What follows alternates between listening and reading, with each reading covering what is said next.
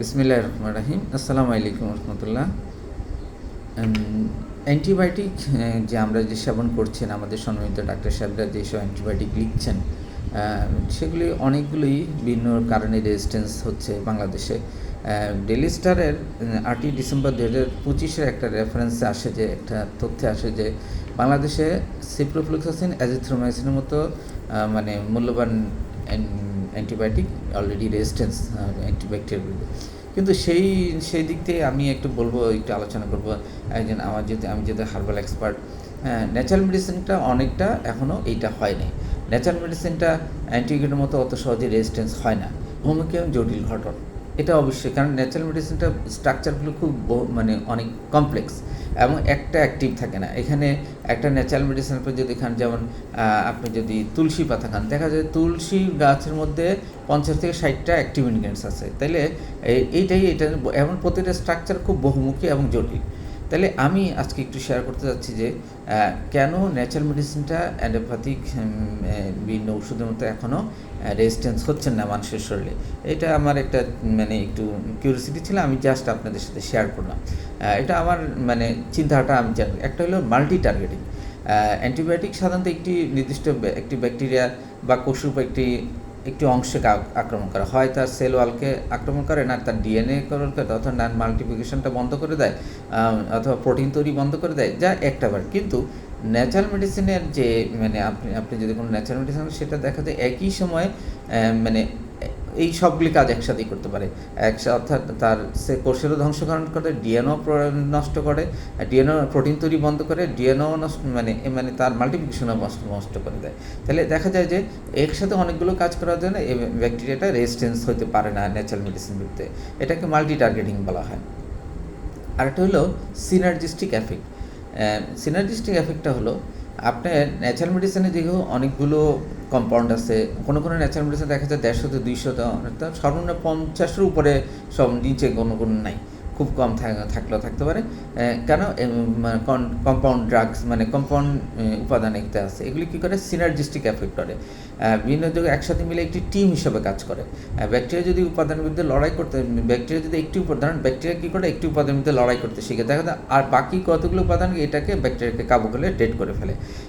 এই জটিল আক্রমণের ব্যাকটেরিয়া কারণ ব্যাকটেরিয়া তো জানে না যে কোনটা তাকে দিয়ে আক্রমণ করে, সেটার বিরুদ্ধে সে প্রোটেকশন তৈরি করতে পারে। অর্থাৎ সিনার্জিস্টিক এফেক্টের কারণে ন্যাচারাল মেডিসিনের এখনও ব্যাকটেরিয়াকে ধ্বংস করতে পারে, এখনও অপরিচিত। ব্যাকটেরিয়ার কাছে ন্যাচারাল মেডিসিন এখনও অপরিচিত। আরেকটা হচ্ছে জটিল রাসায়নিক গঠন।